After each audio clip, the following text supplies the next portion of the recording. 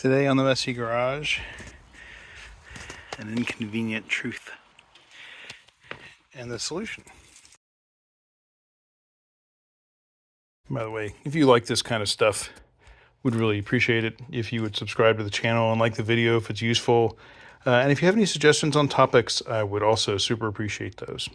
Anyway, let's get back to the actual video. All right, welcome back. So, I have a little bit of a conundrum. I've gotten rid of all my old jack stands that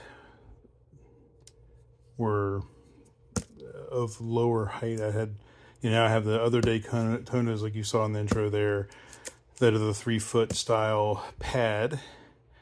And I realized those make me go really high if all I'm trying to do is check the rear brake pads on a Mini. So I had bought these meat knife as a travel set, actually, because when I run around in my old BMW, it's not the worst idea, hopefully for others, but we had a little problem on the side of the road on a different friend's vintage BMW where he lost the alternator belt, and we had to do that in a parking lot at night in a sketchy AutoZone, and jack stands are one of the things we had to buy because we didn't have any with us.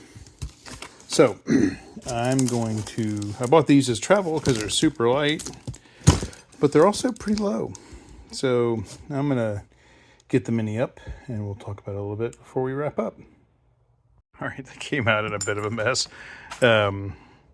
It's just be warned, when you open it, you really kind of need to pay attention to the fact that stuff's going to come out in pieces, which is of course fine, but I was really not prepared for as much movement.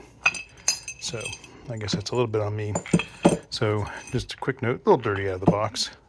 I don't care, but it's unusual.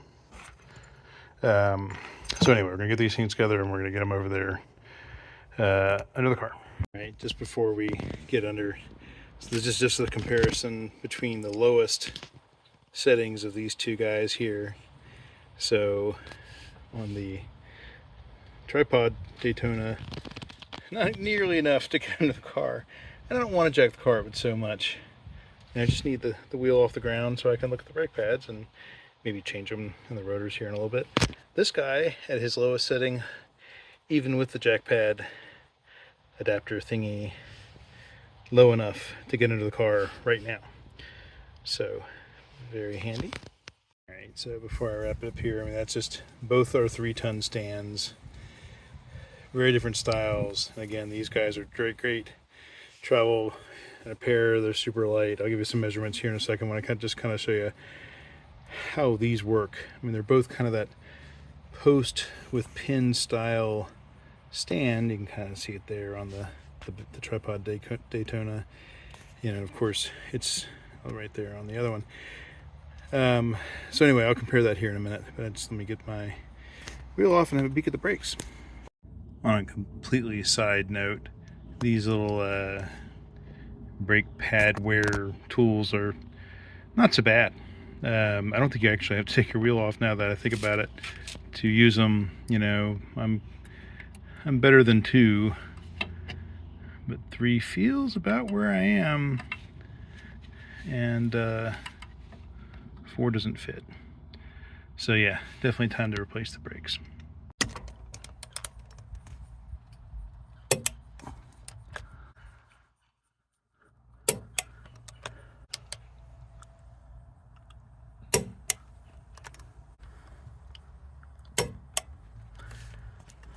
All right, so that went pretty great. This post style, you really need to kind of know the right points on your suspension where you're putting these things, because the contact area is really small. But that's true of all jacks, or jack stands, I should say. Oh, jacks too, for that matter. Pretend it's small, even if it's not. I tend to use hockey pucks and a lot of other things to cushion things a smidge, and we'll do so on these too. But really make sure you know where it's going.